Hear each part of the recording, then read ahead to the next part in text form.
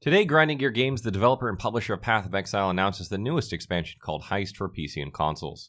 The new update will contain new gameplay mechanics, the Heist Challenge League, 13 new NPCs, a new item slot for Trinkets, 900 skill gems with alternate quality, Replica Unique Items, experimented base-type items, new unique items, new spells, new curses, new steal skills, and new weapon and body armor enchantments.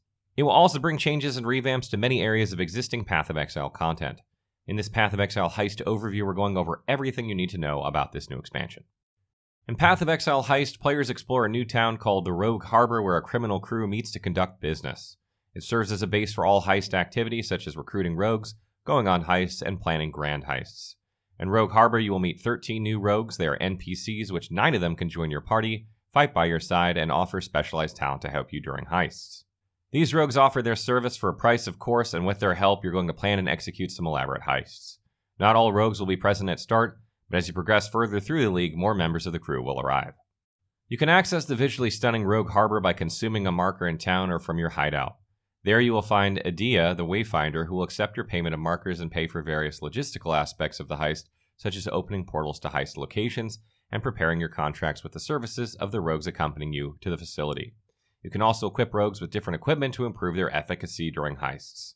Faustus the Fence is where you can exchange the stolen artifacts for an amount of markers that will result in a profit for the heist. This exchange helps Wakanu the Barber build up intel to use in preparing the blueprint for grand heists. On the heist, you'll navigate a guarded facility while trying not to make too much commotion. Your rogues will help overcome various obstacles as you work towards the secure vault. The longer you spend in the facility, stealing from lockers, trunks, and lockboxes, or killing guards will raise the alert level. If you reach the maximum, you'll trigger the alarm and guards will be aware of your presence.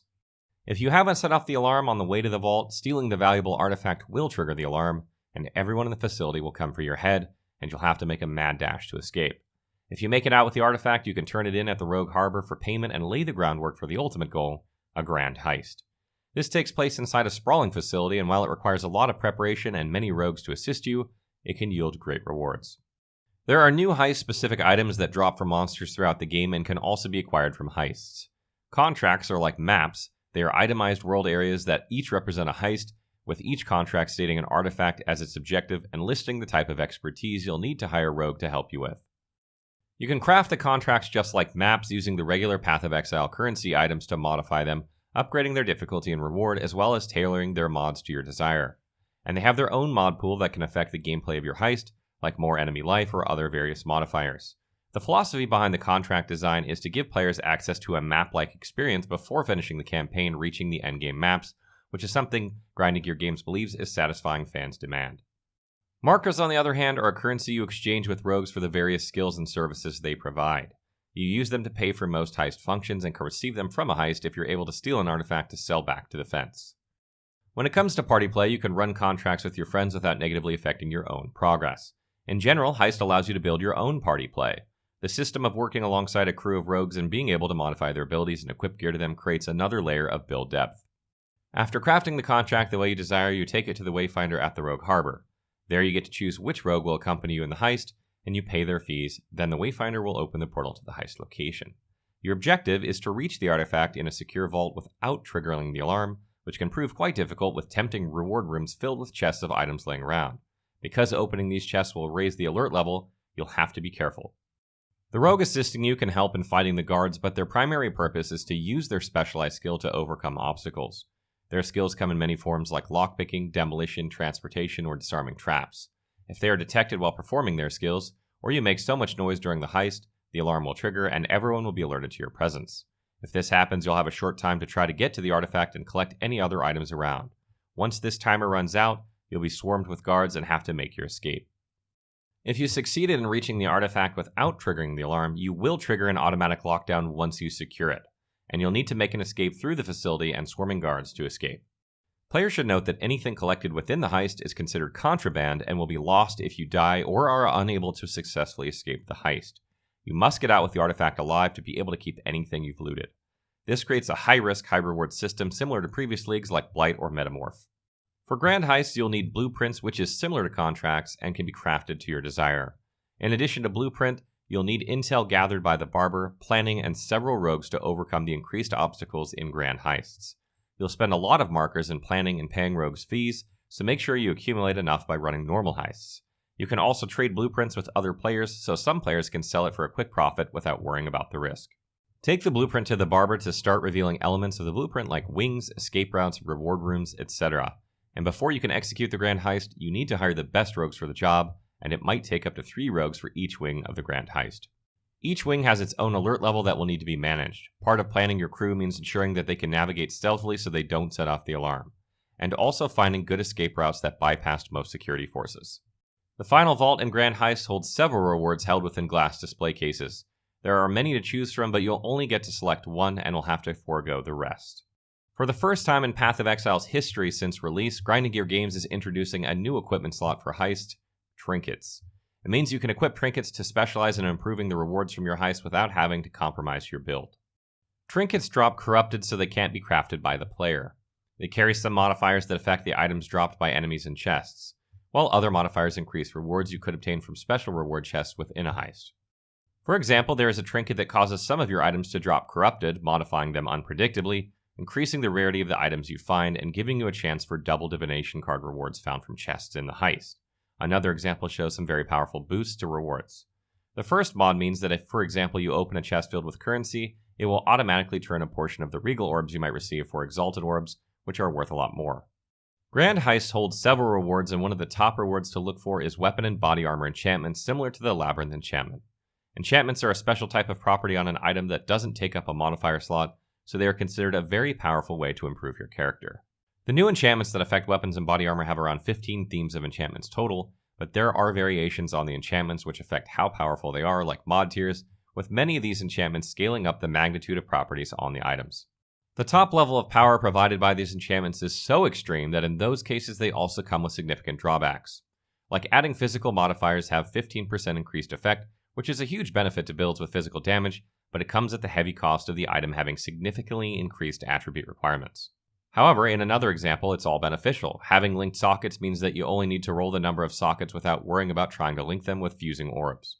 The rare weapons and body armor drops that have enchantments are special. They are designed to have desirable mods and a high number of linked sockets, almost as if someone had already spent time crafting them.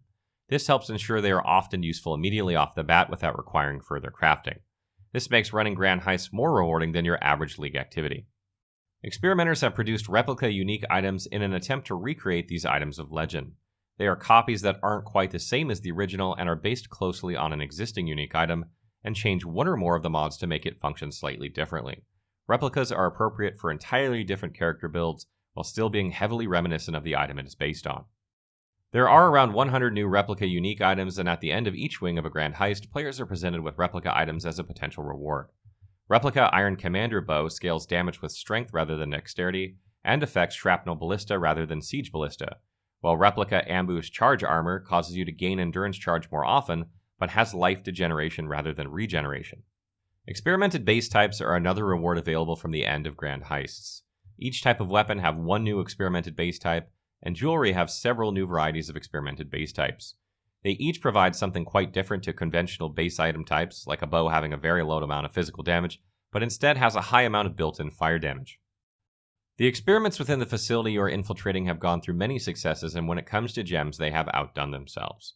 Over 900 alternate quality gems can be earned from grand heists, so there are up to 3 alternatives for all existing skill and support gems in the game, with each gem having at least one alternative. The alternate quality gems give different bonuses when you increase its quality, like Cast on Critical Support gems gives more attack damage instead of increased critical chance, or the Anger Aura gives increased burning damage instead of increased area of effect. These gems come with quality on them so that it's possible to see what exotic benefits are when you're choosing what to steal during the grand heist. After so many years with Path of Exile, fans are used to the development cycle of expansions. Grinding Gear Games not only introduces new leagues every 3 months, but also holds back all skill reworks and balance changes to introduce it with the new league in a clean new economy. With the Heist expansion comes major changes to curse skills, steal skills, and certain types of spells, with new active skills in all of these categories to supplement the new playstyle the rework introduces. Curses are a type of skill that apply a temporary debuff to a group of enemies, and because of the temporary nature of these debuffs, players prefer to automate the casting of them. The rework coming with Heist keeps the same playstyle untouched, but also introduces new mechanics that make hand-casting curses more appealing and rewarding to evolve a new playstyle that's unique and fun. Curses now grow in intensity over time after cast if players cast them directly. This comes with several new gems that interact with curses, and many tweaks to various existing curses. Visual effects of curses have also been improved. Impending Doom support. This new support introduced in Heist modifies linked curse skills so that the cursed enemies explode when the curse ends. It only works on self-cast curses and can trigger by a self-cast curse hitting the end of its duration, or because the player is doing some complex tricks to consume or remove the curse from the enemies prematurely. There are many uses for this skill, especially with items that modify the curse behavior or trigger other curses upon self-casting a curse. Steel skills are skills that shoot shards of steel and use the impale mechanic, which causes enemies to take additional physical damage every time they are hit while impaled. Before Heist, there were two skills in this category, lancing steel and shattering steel.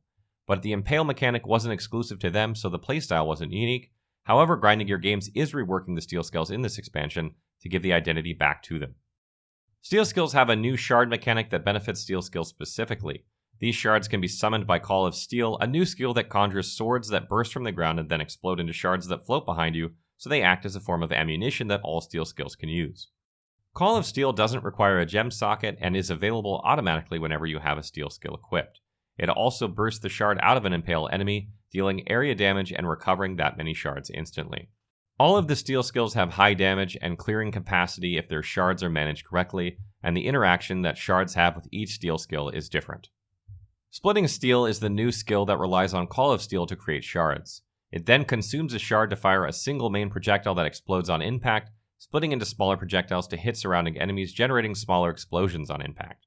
Lancing Steel now utilizes the new shards provided by Call of Steel to create intense, prolonged damage. It consumes shards to use as ammunition, creating a turret that fires more projectiles for a longer duration and faster. The more shards you consume, the longer you can fire Lancing Steel's projectiles for. Grinding Gear Games is reworking a selection of classic spells and introducing 4 new spells that have powerful effects when used alongside other abilities, though many come with long cooldowns. These skills provide both defensive and offensive benefits for remaining within a particular area. They benefit many types of builds, but provide extra options for self-cast players, so they are not as punished for having to stand still while dealing damage. Flame Wall is a new spell that creates a wall of fire that deals burning damage over time. At the same time, you and your allies can fire projectiles through the wall at your enemies and the projectiles will catch fire. When they hit the enemies, they'll inflict extra fire damage and will burn them. Enemies that walk through the wall of fire will burn for a short time, and you can enhance the intensity of the burn by building your character around burning damage. This skill works well with many builds, but most specifically benefits characters that want to cast projectiles while remaining stationary.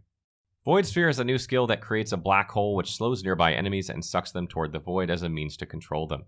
Enemies that die near the void will be sucked into it, with this effect not applying to unique bosses.